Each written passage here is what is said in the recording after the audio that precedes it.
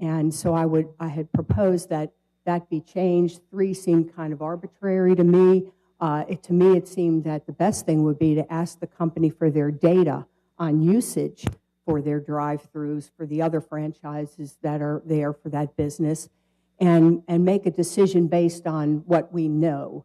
I mean, if you put a Chick-fil-A right now on Airport Boulevard without additional accommodations for extra lanes, we'd have a nightmare.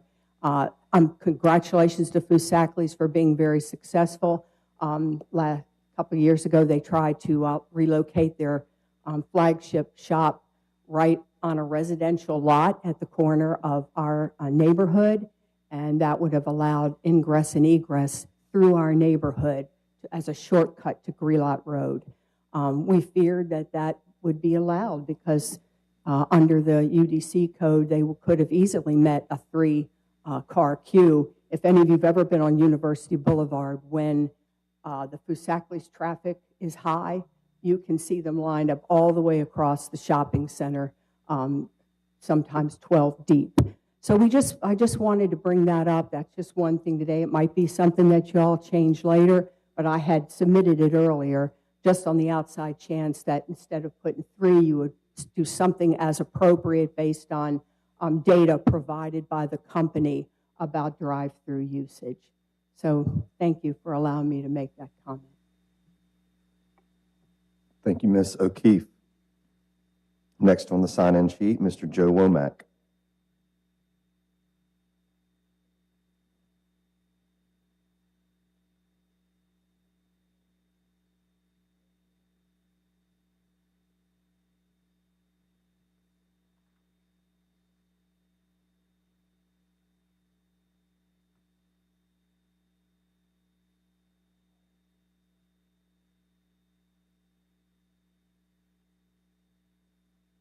How you all doing this evening? I'm retired Marine Major Joe Womack, Africatown native, address 2816 Westmore Court. I just came back from a luncheon, well, it's more than a luncheon, it's a training session for Leadership Alabama. I knew about Leadership Mobile, but I did not know about Leadership Alabama. Very interesting group, a group of people from around the state. And then one thing on the agenda this morning dealt with Africatown, promotion of Africatown, the selling of Africatown. And the mayor was there, along with David Clark and Commissioner Lovegood and myself and Darren Patterson. We were speakers. And the one thing that struck me is that we were pushing Africatown rightfully, and the promotion of it. And one thing that me and the residents of Africatown, the supporters of Africatown are pushing is toward a safe zone. That's the main thing we're pushing with everything that's going on in and around Africatown. We think Africatown deserves a safe zone. Those words need to be in the UDC. Promote a safe zone for Africatown, and that would just about solve everything. The people that are trying to rezone, if it's not safe for the businesses, not safe for the residents, then it shouldn't be done. And it's just that simple. It seems like everybody wants Africatown, everybody can agree to it, but not everyone is doing it the way that'll be good for the residents involved. And so that's for you all to decide, you know that. And safe zone, the UDC should have wording that says safe zone protection, but not only Africatown, but other communities. And that's one of the proposals that we're making and that we're supporting with CHESS and other organizations within Africatown. Others will talk about that, but I just want to mention that the key word is have a safe zone. Let's protect that community. Let's protect the people. They've been there a long time, and the key thing, we want to sustain it, and now we want to promote it. And those folks in the Leadership Mobile this morning, they couldn't get enough of it. They just wanted to hear more. David Clark put together a pretty good not a presentation, but a video on it. And we've got people coming in town starting. We got 3 busloads coming out of Maryland in a few months. Everybody been waiting on Heritage House to open. And when the Heritage House open, Africatown is open for business officially. I took some people around the other day from Columbia University. And when it ended on the tour, they had their crying towels out. It's a very, very emotional place. It's current history, it's past history, it's future history. And we've got to protect that, folks. Just like the Bellegraph Garden is still out there, just like the battleship that's done its job for years. Africatown is going to bring people. Africatown is the hook. It's the hook that's mad. It's the hook, Taylor, Nick. It's the hook to bring people into this city. And we have to make sure it's done right and protect the people out there because once we get that ship up there, y'all won't be able to hold them out of here. And just like Montgomery, we're going to bring $1 billion into this city. And that's our goal. Thank you. Thank you for your comments, Mr. Womack. Next on the list, Walter Moore, Jr.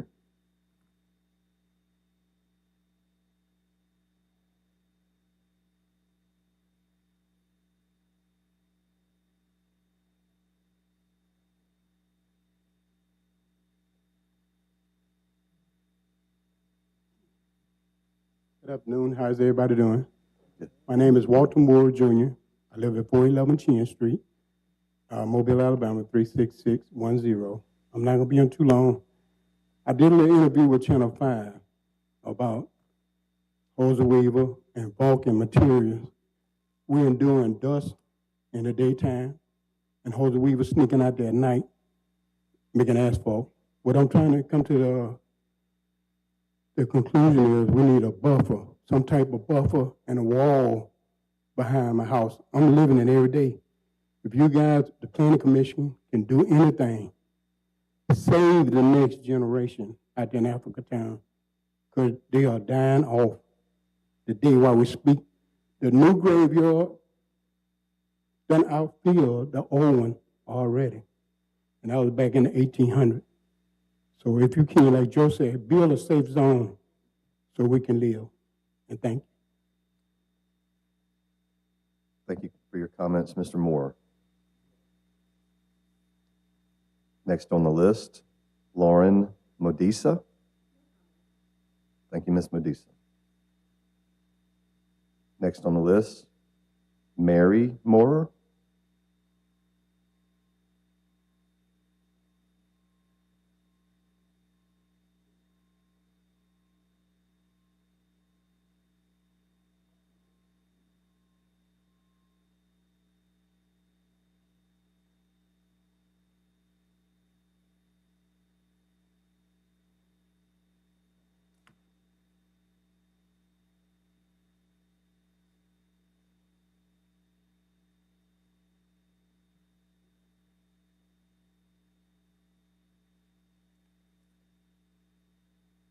Good afternoon. My name is Mary Woolver. I live at 632 Wiley Lane in Plateau, in the Africatown area. And I have been a resident out there for over 50 plus years. When I came to Mobile, that area had stores, we had filling gas stations, and all of this that we could be helped by. But as of today, we do not have a grocery store. We are having problems with the traffic from Baldwin County to wherever they are coming over to Mobile to go to work. And that has become a very, very tragic to me. When I came to Mobile, there was a swing bridge that you had to go to Baldwin County on. We had to pay taxes. My mother loved to fish. We would take her over the bay to go fishing, and we had to pay. And now all I hear is no paying, and that traffic is just terrible that we are enduring. And I wish that you all could help with the traffic area for us out there, because there have been deaths has occurred since it's been there. And we seem not to be able to get any help. And where I live on a dead-end street, and I have called the city of Mobile numerous of times, and they are very slow to give us any assistance out there. And we just need some help. And like I say, if I want a Coca-Cola, I got to go to Chickasaw up to Walmart, Saraland to get something. And I would just love to see some funds being available that we can get some help or some business or something to combat the highway took some of the property there and build it. Some of us had to move from where we were living in order that the interstate go through. And now the interstate is interrupting us again for traffic and trying to get out of our own street to go where we need to. You got to wait at least 4 to 5 minutes until that heavy traffic pass that we can, help ourselves getting out of that area. And I feel like Africa Town would bloom much better if we had, better service from the city than what we are getting. Thank you. Thank you for your comments, Ms. Moore. Next on the list, Ramsey Sprague.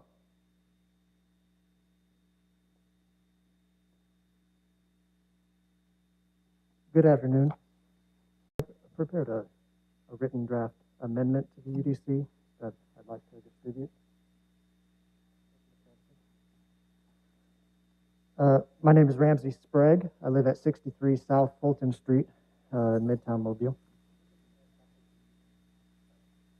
I'll take one.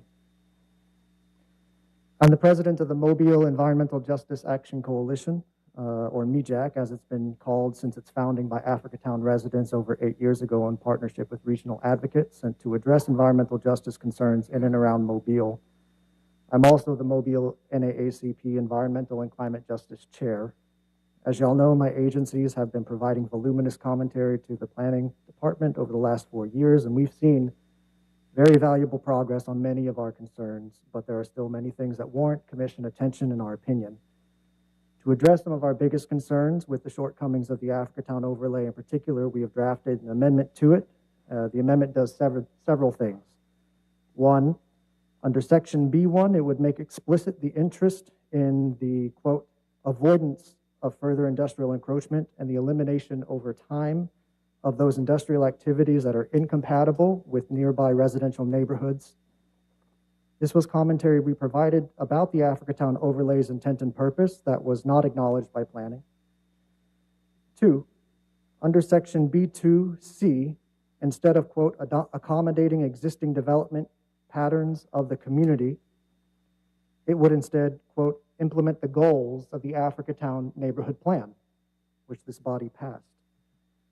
We feel strongly that the most of the Africatown neighborhood plan is workable, but that its future land use map is fundamentally flawed and that there is an immediate need for the city to command resources to augment the existing plan with expertise in industrial land use cessation and de-escalation.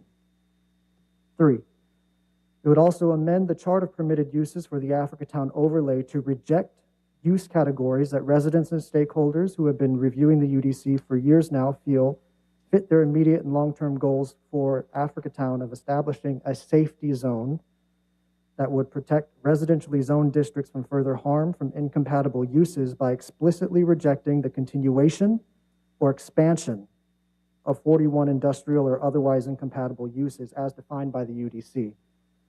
We understand that this version of the UDC would prevent most incompatible land uses from being established in the Africatown overlay, but what is there today must be explicitly addressed. Among other missed opportunities we see are, one, the Africatown overlay district, which is surrounded by water on 3 sides, doesn't include any provision for waterfront conservation, despite the city ostensibly supporting 2 water-based heritage, tourism, and recreation efforts in Africatown. The proposed water-dependent maritime use exemption for all riparian buffer standards is too broad, and it should be changed to only permit exemption at the site of use and not along thousands of feet of unutilized shoreline. If unchanged, effectively all of Africatown's waterfront will be exempt from potential waterfront conservation standards in future developments along 3 Mile Creek, the Mobile River, Chickasaw Creek, and Hog Bayou. We feel that there is an inherent difference between warehousing stuffed animals, barbed wire, or flat screen TVs, and warehousing hazardous materials. The current code, section 6412's chart of permitted uses, defines 2 forms of warehousing, heavy and light, where heavy includes hazardous material storage and light does not. The UDC does away with this distinction and decreases the public's ability to know what is stored in warehouses that may be directly next door to them, as is the case in the Africatown community and elsewhere in the city. The UDC should redefine warehousing to its previous use definitions in addition to overall warehouse size. That was my 4-minute, right? An entity within the city, 3, an entity within the city's planning department should be tasked with publicly publishing all administrative letters of decision and other decisions stemming from administrative interpretation powers granted by the UDC. How else will the general public know if a staff decision should be appealed to the Board of Adjustment if they are not the applicant or the original inquirer? 4, in the UDC, the director is tasked with revisioning the City of Mobile GIS for approved rezoning applications and plan developments, but direction should be provided to also disclose any specific council-imposed permit conditions on the GIS, as well as instruction for how an individual viewer may access information that may not appear but which is relevant to property inquiry in the City of Mobile. Additionally, general warranty of the GIS and all publicly facing maps should be provided. Both property inquiry instruction and warranty is standard in cities like Montgomery. Navigating barriers to public information is very challenging and can be costly, especially to inexperienced entrepreneurs and neighborhood development advocates. We appreciate y'all's time. Thank you, Mr. Sprague, for your comments. Next on the list, Ms. Linda St. John.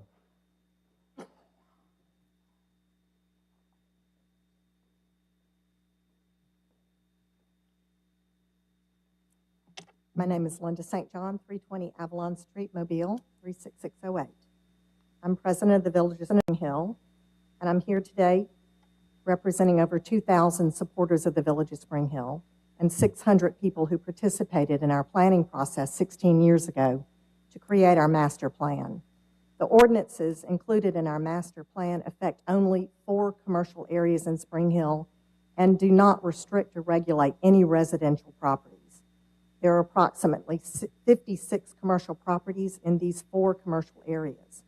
Commercial property owners who oppose the Village of Spring Hill ordinances becoming mandatory own 6 properties in one of these areas, one of these 4 areas. Recently, 5 developers have purchased 14 significant-sized commercial properties in the village. Each one of them has been working with us to include design elements of our master plan in their developments. All have expressed reluctance to move forward with their intended developments if the Village of Spring Hill ordinances do not become mandatory. This reluctance, developer reluctance, has led to 16 years of stagnant commercial development in Spring Hill, proving that the optional ordinances are not working. There is some confusion about the Village of Spring Hill ordinances. They have no jurisdiction over residential properties. Our ordinances do not rezone property. Only the City of Mobile has the authority to rezone property. The Village of Spring Hill ordinances do not require existing commercial property owners to make any investment in their properties unless they are redeveloped to over 50% of their existing footprint. Development under the Village of Spring Hill ordinances are more beneficial to the adjacent residential properties than the City of Mobile ordinances. It requires buildings to be moved closer to the street, further away from residents. Requires a green screen buffer, reduces parking ratios to the same number the city ordinances require in our historic districts, requires less signage that is smaller and more neighborhood appropriate. All Sandtown properties north of Spring Hill Avenue are not in any of the 4 overlay areas and therefore are not affected. The Village of Spring Hill plan has no authority in determining where a road will be built. Only the City of Mobile can make that determination. The Village of Spring Hill planning process is well documented to have been completely inclusive to all residents within the Village of Spring Hill boundaries. In fact, our former mayor, Sam Jones, was quoted in one of the 22 newspaper articles saying, "The Village of Spring Hill's planning process was a model for the rest of the city. They set an example of what community participation is all about. This is a prototype for all of us, and they laid out the groundwork for the rest of the city." Smart growth plans, like the Village of Spring Hill Master Plan, have been applied to the development of cities all over the world for many years, including old, great southern cities like Charleston and Savannah. The benefit to residents and the developmental community has been well documented. The Village of Spring Hill, Inc. is an all-volunteer, project-driven organization. We do not have any neighborhood or historic representation on our board. For the past 16 years, we aggressively pursued competitive grants, foundation money, available city and county funds, and raised hundreds of thousands of dollars in the private sector to implement millions of dollars in projects outlined in our master plan that have positively transformed our community. But if the Village of Spring Hill ordinances are not made mandatory, it is just a matter of time before non-compliant commercial development ruins the Village of Spring Hill master plan, and developer reluctance continues to stagnate development, sending our village into a steady decline. Thank you. Any questions? Thank you. I want to thank the staff, too, for all the work that they've done on this entire process. I know I've been through it, and it's a lot of work, so I appreciate your effort. Thank you, Ms. St. John. Final name on the list. And again, if you arrived late, you'll have an opportunity to speak. I just don't have your name on the sign-in sheet. Final name on the list is David Rogers.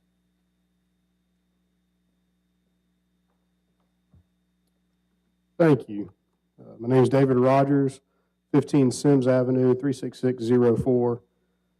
I appreciate your time here today, and want to first acknowledge I'm here on behalf of the Economic Development Department at the Mobile Area Chamber of Commerce, where I serve as the Vice President of Economic Development. And I do want to take the first moment to thank the staff for all you guys have done for this project. It has been a labor of love to get where we are today, and I know it has certainly taken some time and quite a bit of effort and buy-in from the community. So thank you again for what you have done. I want to commend everybody for this modernization effort. On behalf of economic development for us, this really helps set the stage for us for our future recruitment efforts. Our job is simple. Our job is to recruit jobs and investment into this community. And having a modernized, updated UDC for us to be able to follow and recruit from is very helpful for our efforts. It shows transparency, it shows growth, and it shows a vision and a plan. And so today here, we definitely want to commend what's been going on. Our recommendation is to fully support the UDC as presented to you today to go to City Council for approval. We do feel, again, that this will allow us in our economic development efforts to not only attract new business, it'll also help us to be able to attract a quality of life and a workforce here of folks that want to live and have a job in this community that will be great citizens. So we're excited for these opportunities that we can have with this today. And again, applaud the staff, especially Shayla, and what you've done for this. So thank you for getting to here and all the buy-in that we've been able to have and dialogue back and forth. But again, our recommendation here on behalf of economic development is to certainly approve as is and go towards City Council. So thank you for that. Thank you for your comments, Mr. Rogers. Is there anyone else in the audience that would like to speak? Please do so at this time. And a reminder to state your name and address. Hello, I'm Carol Adams Davis, 362 McDonald Avenue, Mobile. And today I'm representing Mobile Bay Sierra Club. I wanted to, first of all, say that Mobile Bay Sierra Club supports the proposed amendments and written comments prepared by Mobile Environmental Justice Action Coalition, MEJAC. In addition, we have a few comments and general questions. What are the requirements for sidewalks? Where are the regulations for sidewalks? We don't understand why the requirements for sidewalk standards are not in the UDC. Our understanding is that the zoning ordinance will not be effective until the subdivision regulations have been redrafted. The current subdivision regulations are inconsistent with the zoning ordinance. These are supposed to work together. Once the subdivision regulations are passed by the Planning Commission, a new hearing process is required, right? Currently, it seems that unless one is going through the subdivision process, sidewalks are not required. Who has to build sidewalks and when? In other words, if you aren't doing subdivision, do you not have to build sidewalks? The zoning ordinance needs to have clear standards and sidewalks and when they apply. The Africatown overlay proposed excellent safe zone criteria. The Peninsula overlay covered excellent standards, including riparian buffers.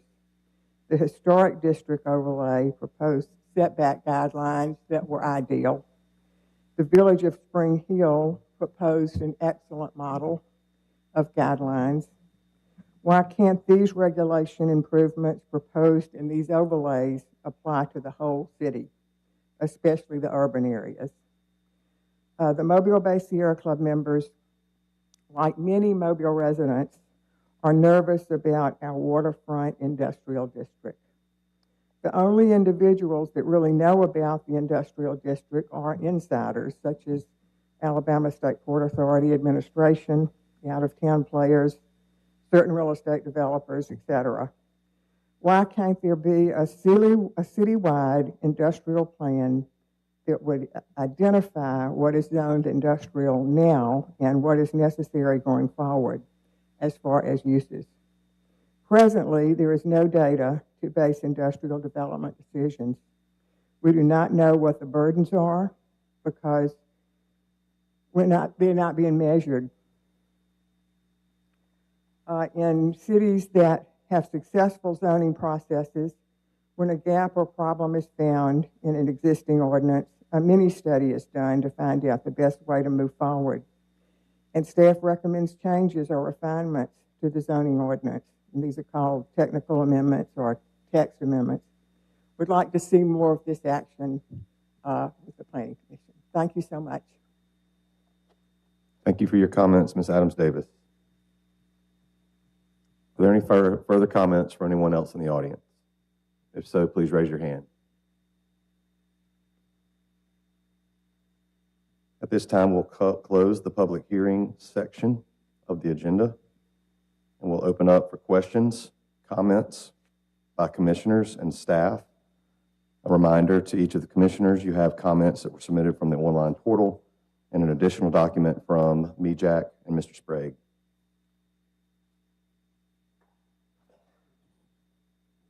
I'll open up a question. I want to readdress the question that Ms. O'Keefe brought forward. I think she makes a good point. When we have a cookie cutter layout in the UDC, is there a way to change that language to make it more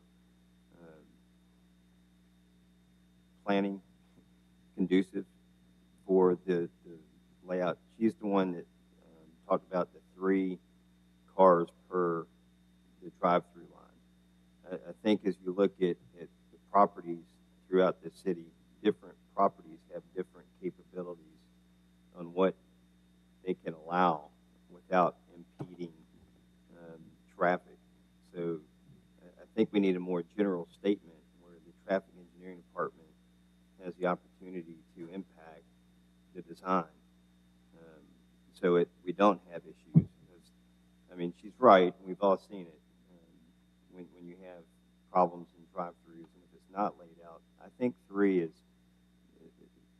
it takes us down a road we probably don't want to be confined to when we look at the UDC. You have minimum standards in the UDC in addition to the authority of traffic engineering. That is a comment that may have been submitted in one of the previous versions of which we've sifted through well over 1,000. Was not something we had an opportunity to respond to in these most recent reviews. I will also, we have queuing requirements in there. It's based on what the consultant had provided. And I would also bring to the commission's attention queuing spaces and drive-throughs, especially as a result of COVID, have drastically changed. Many of your restaurants have gone to the model of you don't drive up and place your order at the window. You drive up into a designated parking space and tell the business you're here, and they bring the food to you. Queuing, while it is still a concern and it is still regulated via this document, I think you'll see moving forward, most businesses are changing their model.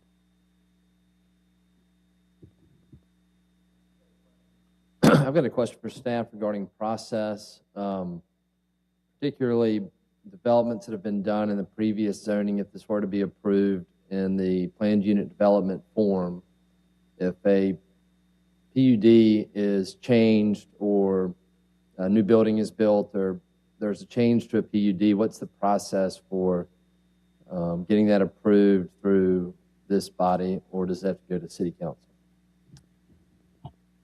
It will ultimately, if it was approved by this body, it will have to go through the two-step process going to the City Council. That is outlined in Article 5. So it'll be considered, the change will be considered a conditional use? No, there is a specific section. It's an amendment to an existing planning approval or planned unit development. Sorry. Yeah. 6458, previously approved planning approvals and planned unit developments. And it will have to go through, I apologize, a two-step process. Does that have potential to create a large volume of work? Based on legal counsel, it's the process that we needed to put into place in this document. Thank you. I've got a question for staff as well on the construction laydown yard. Is that defined in size anywhere? We've got the you said it tables, very last one where we've got a conditional use of permit required for construction laydown yards. Gravity is killing me.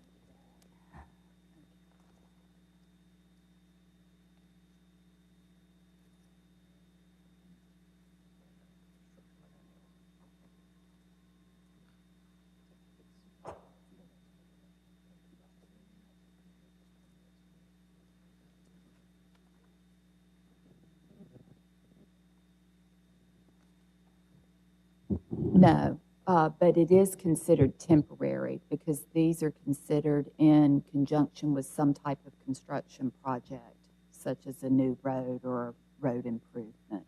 Yeah, I guess my concern there would be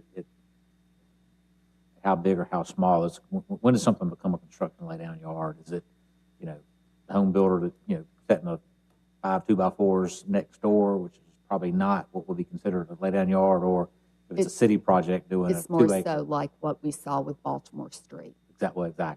Yes. But we don't have a minimum size or something like No. that defined in there. No. Okay.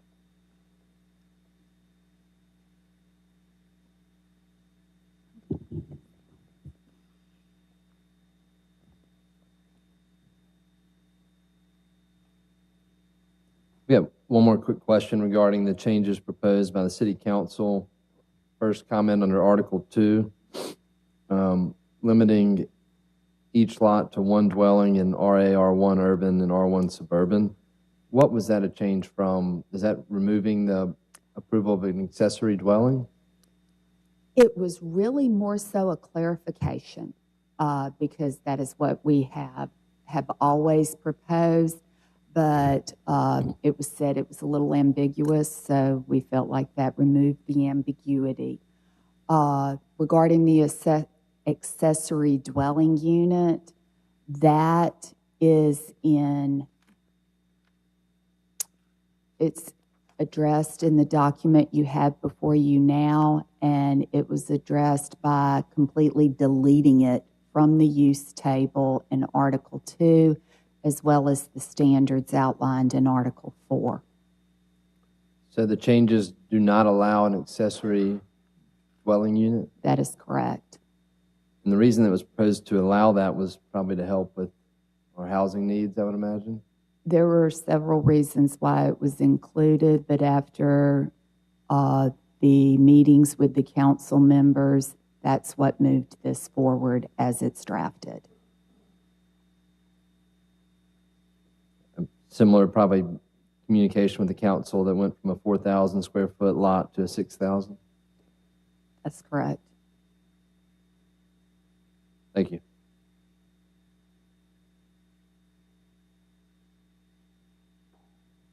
Question with regards to that. There can be waivers submitted for that through the planning commission, correct?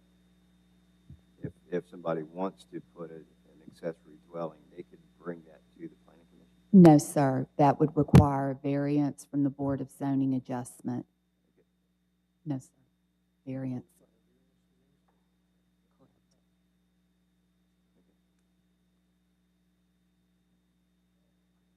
But there is a path for that, though. Yes. It's the same path that's available today under the current zoning ordinance.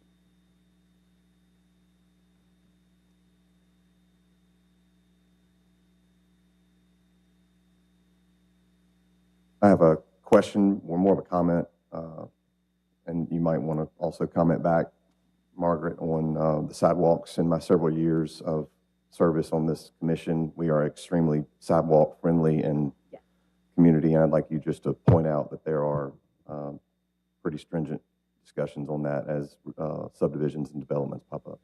That's correct. The sidewalk requirements are part of the subdivision regulations, and that is enforced by city engineering and planning as part of the review process. That also illustrates why we are proposing that this document not become effective until after the subdivision regulations are amended, to make sure that these documents are consistent and work together.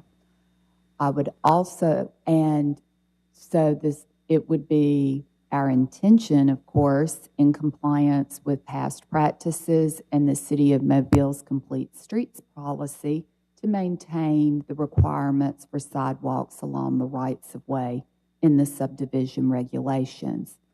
I would also point out that within this document, in Article 3, you have additional standards for sidewalk construction within the private property. Those standards, as far as the zoning ordinance, do not exist today. Thank you. Mr. Chairman, I'd only add that the question has been posed, why aren't the subdivision regulations prepared and ready to go? This document, until it's completed, finally adopted by City Council, is a moving target. And so the most efficient way to design a set of subdivision regulations that coincide with it are to have this document finalized so that we can build and amend the new subdivision regulations around it. So this isn't a delay tactic. It's next on our list once the ordinance is approved. Thank you for your clarification, Ms. Pico. Mr. Chairman, I have a question. So this minimum lot size R1 urban from 4,000 to 6,000 square feet, are we going to end up creating a bunch more substandard lots? Most, not all, but most of what you've been seeing in the Midtown area is ranging in the 5,000 to 6,000 square feet. It's less than 7,200 square feet, which are the standards that you're having to deal with right now. This lowers the standards. It's more in line with some GIS analysis that we conducted, and more specifically, it is in direct response to feedback that we received in the meetings. Okay, I got you.